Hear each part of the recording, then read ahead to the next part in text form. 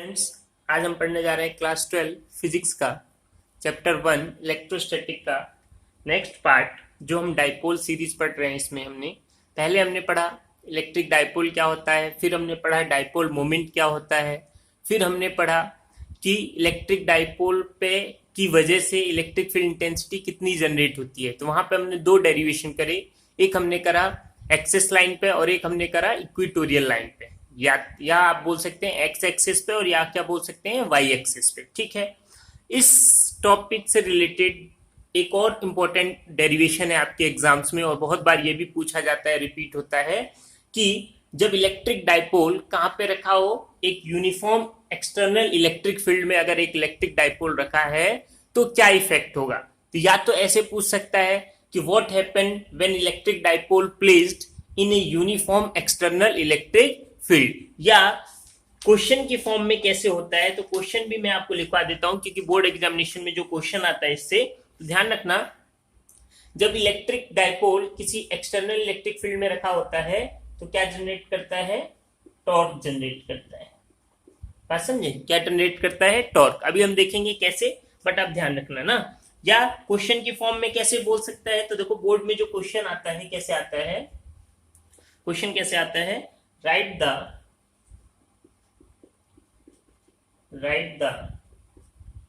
expression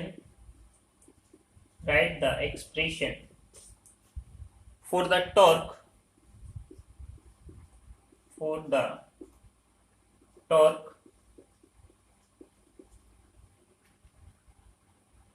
किससे denote करते हैं, टो बोलते हैं। ये सिंबल है टॉर्क का, टो acting on a dipole moment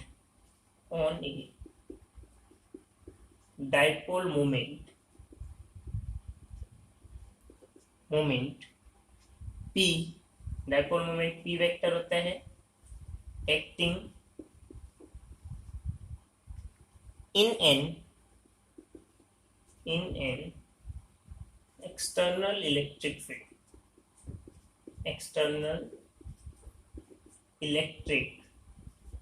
field, ठीक है। तो ये आपको समझना है। तो देखो, या तो क्वेश्चन की फॉर्म में ऐसे बोल देगा या डायरेक्ट बोल देगा कि जब इलेक्ट्रिक डाइपोल किसी यूनिफॉर्म एक्सटर्नल इलेक्ट्रिक फील्ड में रखा हुआ है तो क्या इफेक्ट होगा। ठीक है, तो हम उसी को देख के चलते हैं कि क्या होता है। ध्यान से देखो सब लोग, इसमें डायग्राम आपका बहुत इंपॉर्टेंट है। तो देखो क्या, सबसे पहले क्या बोल रहा है, एक्सटर्नल इलेक्ट्रिक फील्ड बना दो, external uniform external electric field. Uniform का मतलब क्या होता है, मैं बार बार बोलता हूं, इसको भूलिएगा मत, कि इक्वी डिस्टेंस पे ये लाइनें कैसी होनी चाहिए, इक्वल डिस्टेंस पे होनी चाहिए।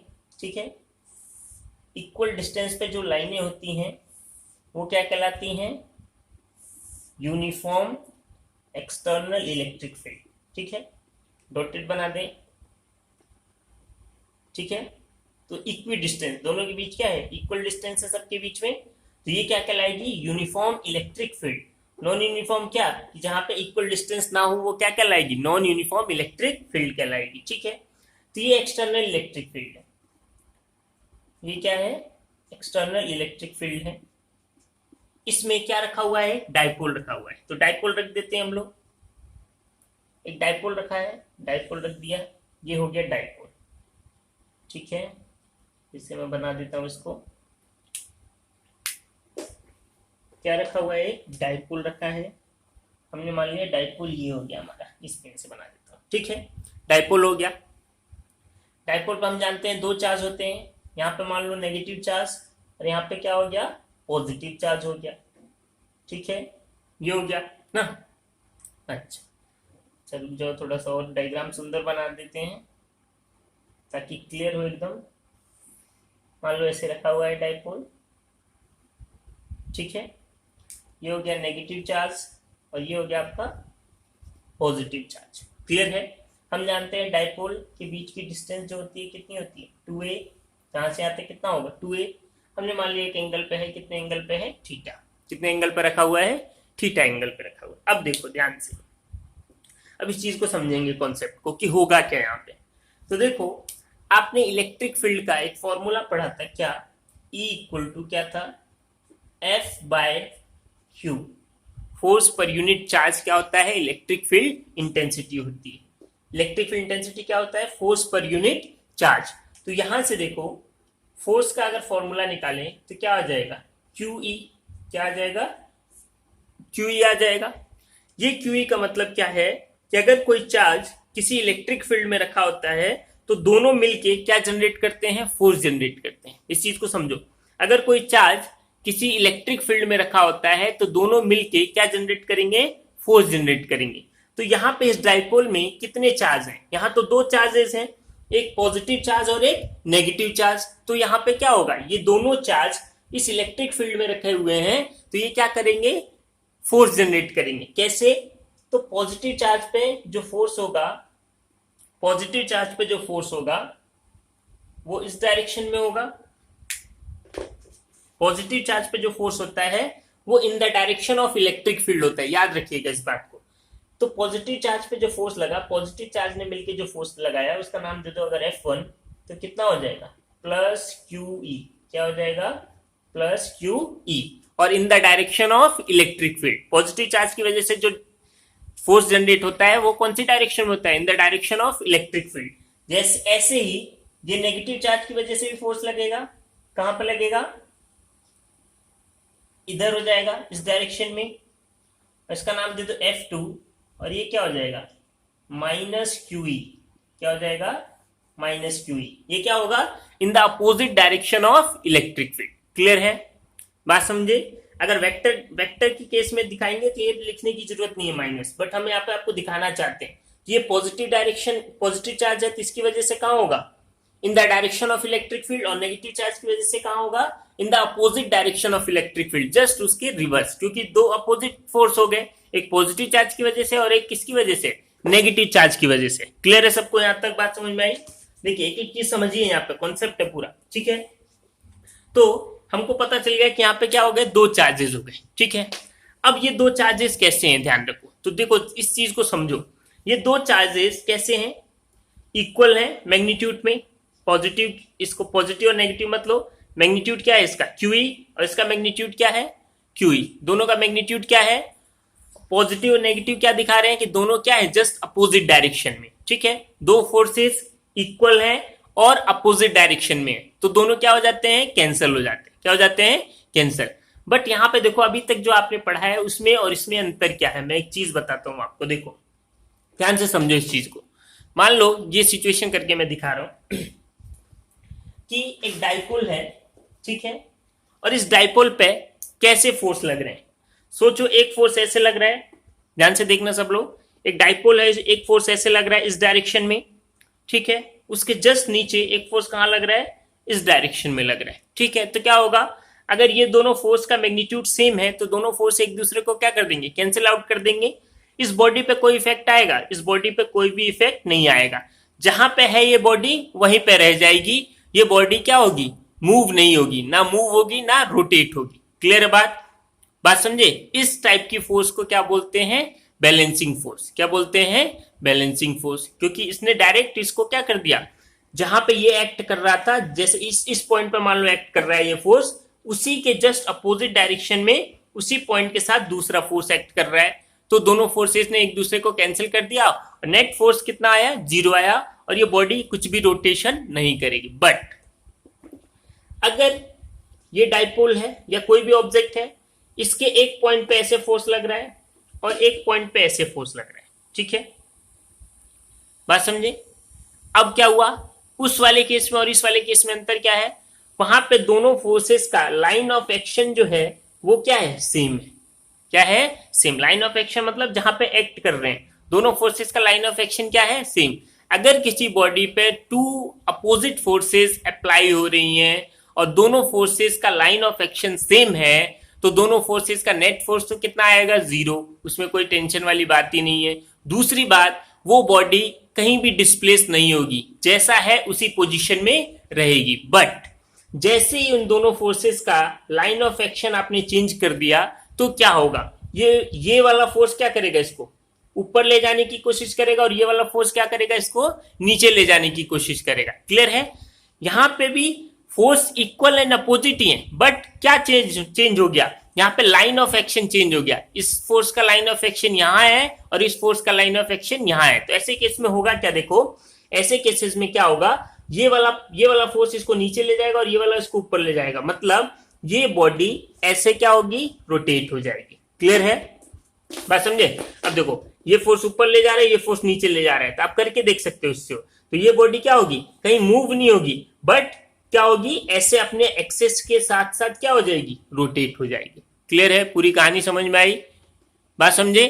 तो देखो फोर्सेस में दो टाइप्स की फोर्सेस होती हैं, अगर इक्वल एंड अपोजिट फोर्स है और दोनों का लाइन ऑफ एक्शन सेम है, दोनों का लाइन ऑफ एक्शन क्या है, सेम, तो उस केस में हम क्या बोलेंगे, उस केस में हम बोलेंगे ये बॉडी पे नेट फोर्स 0 है और ये बॉडी कहीं भी मूव नहीं होगी, ना तो मोशन करेगी ना रोटेट होगी। बट जैसे ही दो अपोजिट फोर्सेस के लाइन ऑफ एक्शन डिफरेंट हो गए तो वो दोनों फोर्सेस उस बॉडी को क्या कर देंगे, रोटेट कर देंगे उसके एक्सेस पे। तो ध्यान रखो, अब सुनो, वो फोर्सेस जो किसी बॉडी को रोटेट कर दें उसके एक्सेस पे, उस फोर्स को क्या बोलते हैं, टॉर्क बोलते हैं। क्लियर है कहानी। तो यहां पे जो फोर्स लग रहा है ये कुछ ऐसा ही है, यहां पे इस केस में जो फोर्स लग रहा है वो कैसा है, देखो दो अपोजिट फोर्सेस हैं और लाइन ऑफ एक्शन दोनों का क्या है, डिफरेंट, क्योंकि एक का लाइन ऑफ एक्शन ये है और एक का लाइन ऑफ एक्शन क्या है, ये। तो ये क्या करेगा, इसको ऐसे रोटेट कर देगा क्लॉकवाइज, क्योंकि ये तो ऊपर ले जाना चाहता है इस साइड में और ये नीचे, तो ये क्या करेगा, डाइपोल को ऐसे रोटेट कर देगा। क्लियर है। तो इसीलिए बोला गया है कि यहाँ पे क्या जनरेट होता है, टॉर्क जनरेट होता है। टॉर्क क्या होता है, टू अपोजिट फोर्सेस अगर किसी बॉडी को उसके एक्सिस पे रोटेट करा दे तो वो फोर्स क्या कहलाता है, टॉर्क कहलाता है। क्लियर है, बात समझ में आई। तो यहाँ पे अब कुछ थ्योरी हमको देनी पड़ेगी एग्जाम में, जो हमने इतनी सारी बातें बोली तो उसको हमको बताना पड़ेगा। क्या हम बोलेंगे, when an electric dipole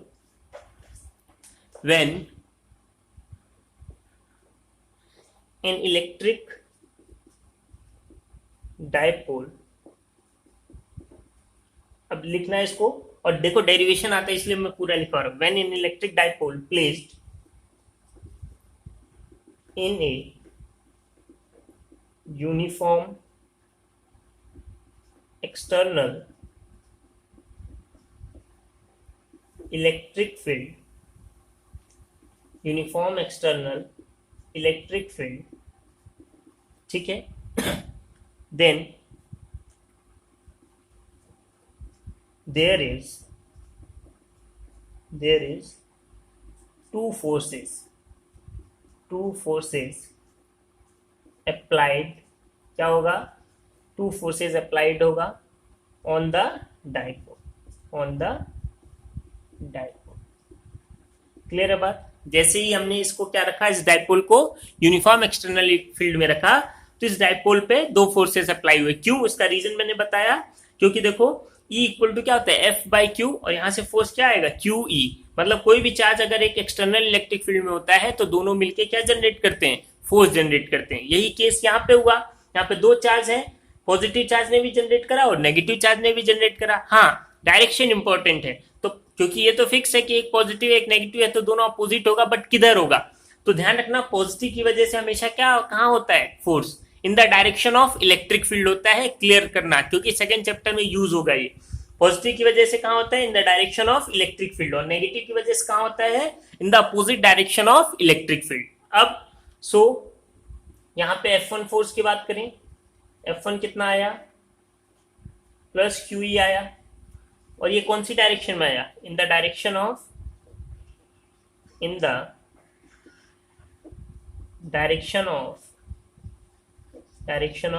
electric field, यही बात आई, ठीक है। दूसरा क्या हो गया, F2, वो कितना है, माइनस QE, वो क्या है, इन द अपोजिट डायरेक्शन,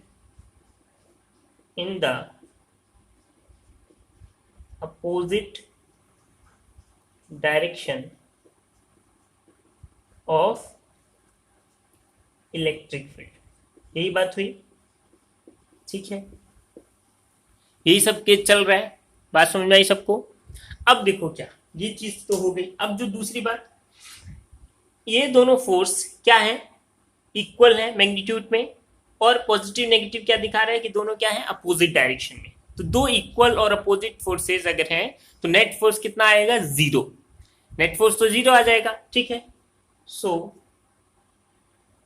दिखाई दे रहे सबको, ठीक है। So here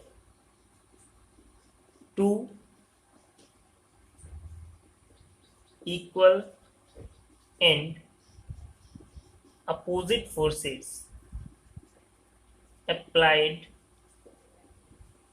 on a dipole ना, क्या हो रहा है, equal and opposite force apply हो रहा है डाइपोल पे ना। So net force on the dipole will be zero. Net force कितना होगा डाइपोल पे, जीरो होगा। क्लियर है, ये तो क्लियर है हमको। क्यों होगा, क्योंकि क्या है, net force plus QE minus QE, net force तो कितना आ जाएगा, जीरो आ जाएगा। इसमें तो कोई टेंशन नहीं है, ठीक है। अब बात आगे करते हैं हम, ठीक है। यहां तक नोट हो गया सबका, चलिए नोट करिए यहां तक। अब हम बात करेंगे क्या,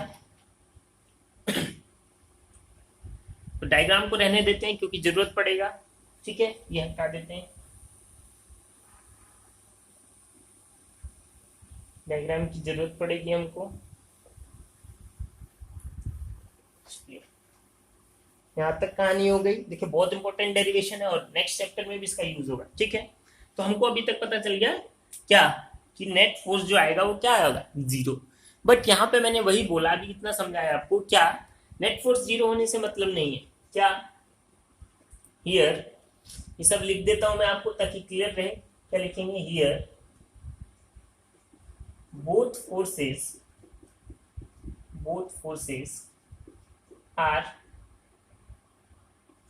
equal and opposite but with different line of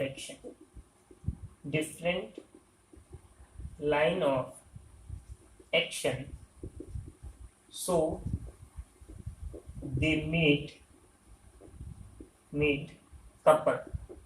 इसको क्या बोलते हैं, कपल। कपल मीन्स क्या, अगर two equal and opposite forces हो और डिफरेंट लाइन ऑफ एक्शन के साथ हो तो उनको क्या बोला जाता है, कपल ना। And they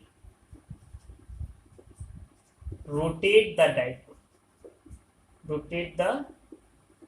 dipole. अब वो डाइपोल को क्या कर देंगे, रोटेट कर देंगे, क्योंकि इक्वल एंड अपोजिट है, डिफरेंट लाइन ऑफ एक्शन के साथ है, ठीक है। एंड प्रोड्यूस टॉर्क,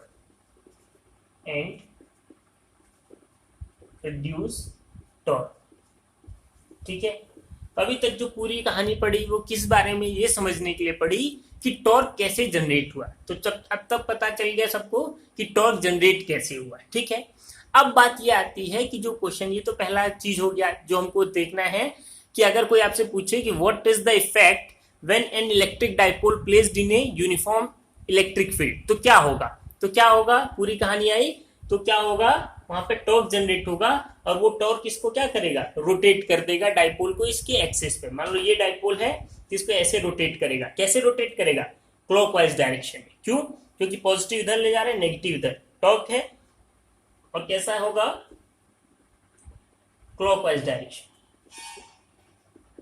डायरेक्शन में रोटेट करेगा, ठीक है। बात समझ गए सब लोग, चलिए बहुत अच्छी बात है ना। अब आगे की बात करते हैं। आगे की बात क्या, ये सब डायग्राम हमारे काम आएगा इसलिए नहीं हटा रहे इसको। अब टॉर्क कितना होगा, तो टॉर्क कितना होता है उसकी डेरिवेशन हम करते हैं, वो देखते हैं हम कि टॉर्क हमारा कितना जनरेट होगा, ठीक है। तो देखो अब टॉर्क की बात करते हैं कि टॉर्क कितना प्रोड्यूस हुआ ना। तो पहली बात तो टॉर्क पता होना पड़ेगा। तो आप लोगों में से कुछ लोगों को टॉर्क नहीं पता होगा, तो मैं बता देता हूँ टॉर्क क्या होता है। देखो टॉर्क जो होता है वो क्या होता है, एक टाइप का फोर्स ही है। और कैसा फोर्स है, इक्वल एंड अपोजिट, जो क्या होता है हमेशा दो फोर्सेस के साथ में होता है ना। तो टॉर्क जो है, टॉर्क अगर निकालना है, टॉर्क तो पहले ऐसे डिनोट करते हैं। और क्या होता है, टॉर्क होता है either one of the force, मतलब दो फोर्सेस होगा, one of the force into perpendicular distance between the forces, ठीक है। क्या होता है, दोनों में से कोई भी फोर्स आप ले सकते हैं, either one of the force, क्योंकि इक्वल अपोजिट है, दोनों में से कोई सा भी फोर्स ले लो। तो देखो टॉर्क क्या होगा, कोई सा भी फोर्स ले लो, चाहे तो प्लस क्यू ई ले सकते हैं, चाहे माइनस क्यू ई ले लो, जो आपकी इच्छा हो। तो हमने प्लस क्यू ई ले लिया, आप माइनस क्यू ई भी ले सकते हैं, ये हो गया। अब बात आती है परपेंडिकुलर डिस्टेंस। तो इस चीज को समझो, कितने बच्चे थोड़े कंफ्यूज होते हैं इसमें कि परपेंडिकुलर डिस्टेंस क्या होगा। तो देखो ये फोर्स किधर लग रहा है, इस डायरेक्शन में लग रहा है, ये फोर्स किधर लग रहा है, इस डायरेक्शन में लग रहा है। तो अगर इस फोर्स को पीछे ले जाए तो इसका लाइन ऑफ एक्शन क्या होगा, ये होगा कुछ। मैं देखो आपको दूसरे पेन से दिखाता हूँ, इसका लाइन ऑफ एक्शन क्या होगा, इस साइड में होगा कहीं पे, ठीक है। इस फोर्स का लाइन ऑफ एक्शन इधर है, दोनों के बीच परपेंडिकुलर डिस्टेंस क्या है, तो दोनों के बीच परपेंडिकुलर डिस्टेंस क्या है, ये डिस्टेंस हो गई। एक फोर्स इधर लग रहा है ऐसे, एक फोर्स इधर लग रहा है ऐसे, तो दोनों के बीच परपेंडिकुलर डिस्टेंस क्या हो गई, ये। तो ये डिस्टेंस ले लिया हमने, तो ये डिस्टेंस पता करना है। तो नाम अगर इसका लिख दें कुछ, ए बी और सी, डायग्राम बनाना है, ध्यान रखना आपको एग्जाम में, ठीक है। तो ए बी सी नाम दे दिया। ये एंगल थीटा है, तो ये एंगल भी क्या होगा, थीटा ही होगा। एक लाइन का एंगल क्या होता है, सेम होता है, बात समझे। ये एंगल हमारा कितना है, थीटा है, तो ये एंगल भी कितना होगा, थीटा होगा, ठीक है। तो हमको कौन सी डिस्टेंस निकालनी है, ए बी। तो यहाँ पे जो हमारा डेरिवेशन है उसमें क्या लिख देंगे, परपेंडिकुलर डिस्टेंस कितना हो गया हमारा, ए बी हो गया, ठीक है, इक्वेशन 1। अब ए बी चाहिए, तो ए बी कहां से आएगा, इस ट्राइंगल से, ए बी सी ट्राइंगल से। सो फ्रॉम ट्राइंगल, कौन सा ट्राइंगल है, ए बी सी, ठीक है। अब देखो ये एंगल थीटा, तो एंगल के सामने वाली लाइन क्या होती है, परपेंडिकुलर। और हमको चाहिए क्या, तो देखो क्या पता है हमको, ये पता है ये कितना है 2a। तो देखो ट्रिग्नोमेट्री इसलिए बोलता हूँ, बहुत यूज होता है, P B P by H H B. यहाँ से देखो अगर, तो क्या बोला जाएगा, परपेंडिकुलर निकालना है और हाइपोटेन्यूस पता है, क्योंकि हाइपोटेन्यूस पता है, बेस तो पता नहीं हमको, क्या पता है, ये पता है। तो एक चीज पता होगी तभी तो दूसरा निकालेंगे। तो ऐसा फॉर्मूला यूज करेंगे जिसमें परपेंडिकुलर और हाइपोटेन्यूस आता हो। तो कौन से नंबर पर आ रहा है, फर्स्ट नंबर पे परपेंडिकुलर बाय हाइपोटेन्यूस। और परपेंडिकुलर बाय हाइपोटेन्यूस क्या होता है, साइन थीटा। क्या होता है, साइन थीटा ना, ठीक है। आपको पता होगा इतना, तो sine theta, cos theta, tan theta, ये तो वैल्यू पता है। तो साइन थीटा क्या होता है, इस फॉर्मूले से देखो, साइन, सेकंड नंबर पे कॉस, थर्ड नंबर पे टेन, कॉट, सेक, कोसेक। जिसको टिग्नोमेट्री में दिक्कत है वो आप देख सकते हैं, मेरे वीडियोस टिग्नोमेट्री के वीडियो हैं। वैसे सिंपल चीज है, इतना तो पता होता है, ठीक है। सो फ्रॉम ट्राइंगल एबीसी हमको ये वैल्यू निकालनी है, तो उसके लिए हम क्या निकालेंगे, साइन थीटा निकालेंगे। साइन थीटा क्या होता है, परपेंडिकुलर बाय हाइपोटेन्यूस। मैं आप लोगों के लिए लिख देता हूं, बट ध्यान रखना एग्जाम में लिखने की जरूरत नहीं है। परपेंडिकुलर बाय हाइपोटेन्यूस, परपेंडिकुलर कितना हो गया ए बी, हाइपोटेन्यूस कितना हो गया ए सी, ठीक है। तो देखो आपको चाहिए क्या, ए बी चाहिए, ये डिस्टेंस, ये इधर चला जाएगा, तो क्या आ जाएगा, A C into sine theta equal to क्या बचेगा, ए बी बचेगा ना। और ये वैल्यू आपको चाहिए, पुट कर दो। So put in equation 1 we get, तो देखो क्या मिलेगा, टॉर्क क्या हो गया, Q E into A B. A B कितना हो जाएगा, ए बी कितना आया, ए सी साइन थीटा आया, ये वैल्यू आई, ठीक है। बात समझ में आ रही सबको। तो देखो टॉर्क क्यू ई कितना है, क्यू ई तो क्यू ई है, ए सी कितना हो गया 2a इंटू साथ में क्या हो गया, साइन थीटा, ठीक है। अब हम दूसरे वाले को रफ कर सकते हैं। डेरिवेशन थोड़ा सा बड़ा है बट बहुत मजेदार है और बहुत ज्यादा कॉन्सेप्ट है इसमें, ठीक है। तो देखो टॉर्क क्या आ गया आपका, टॉर्क आ गया, torque Q E into 2a sine theta, ये आया। अब यहां से देखो Q के साथ 2a लिख दो, बस बाद में क्या लिख दो, E लिख दो, लिख सकते हैं, आगे पीछे तो किसी को लिख सकते हैं ना। Q लिखा क्योंकि डाइपोल मोमेंट की फॉर्म में बोला है क्वेश्चन में, तो ये डाइपोल मोमेंट बनाना पड़ेगा। Q into two a dipole moment होता है, कोई भी चार्ज उसके बीच की डिस्टेंस क्या होती है, डाइपोल मोमेंट। तो इसको क्या लिख देंगे, P और साथ में क्या आ जाएगा, E डॉट क्या हो जाएगा, साइन थीटा। ठीक है, तो ये हो गया फॉर्मूला किसका, टॉर्क का। किसका फॉर्मूला हो गया, टॉर्क का। क्लियर है। तो कोई भी डाइपोल अगर कहां पे रखा होता है, एक एक्सटर्नल इलेक्ट्रिक फील्ड में रखा होता है, तो उसकी वजह से जो, अगर कोई डाइपोल एक एक्सटर्नल इलेक्ट्रिक फील्ड में रखा हुआ है तो क्या जनरेट करता है, टॉर्क जनरेट करता है। क्लियर है। कितना टॉर्क जनरेट करता है, तो वो करता है पीई साइन थीटा। पी क्या है, डाइपोल मोमेंट, ई क्या है, इलेक्ट्रिक फील्ड, और थीटा क्या है, इन दोनों के बीच का एंगल, डाइपोल मोमेंट और इलेक्ट्रिक फील्ड के बीच का एंगल। ठीक है, तो आपको मैग्नीट्यूड फॉर्म में निकालना है, तो ये फॉर्मूले का यूज करेंगे। एक न्यूमेरिकल भी मैं आपको दे दूंगा इसके। ठीक है, बहुत सिंपल है। अच्छा, अब इसी को वेक्टर फॉर्म में एक्सप्रेस करो, क्योंकि फिजिक्स में पूरा वेक्टर ही चलता है। इन वेक्टर फॉर्म में कैसे लिखेंगे, तो देखो टॉर्क वेक्टर होगा, ये तो फिक्स है क्योंकि वेक्टर क्वांटिटी होती है फोर्स। अब देखो क्या, यहाँ पे P डाइपोल मोमेंट भी वेक्टर, इलेक्ट्रिक फील्ड भी वेक्टर, और मैंने आपको जब आपको लेक्चर भेजे हैं तो इसलिए बोला है कि वेक्टर इंपॉर्टेंट है। दो वेक्टर के साथ अगर साइन थीटा हो, दो वेक्टर के साथ अगर क्या हो, साइन थीटा, तो वो किस टाइप का मल्टीप्लीकेशन होता है, तो वो होता है क्रॉस प्रोडक्ट। क्या होता है, क्रॉस प्रोडक्ट। तो आप क्या लिखोगे, P vector cross E vector. ठीक है, तो ये होता है वेक्टर फॉर्म में, क्योंकि दो वेक्टर के साथ साइन थीटा हो तो क्या कहलाता है, क्रॉस प्रोडक्ट कहलाता है। और अगर दो वेक्टर के साथ कॉस थीटा होता तो क्या होता, डॉट प्रोडक्ट होता। तो ये क्या है, क्रॉस प्रोडक्ट है। क्लियर है सबको।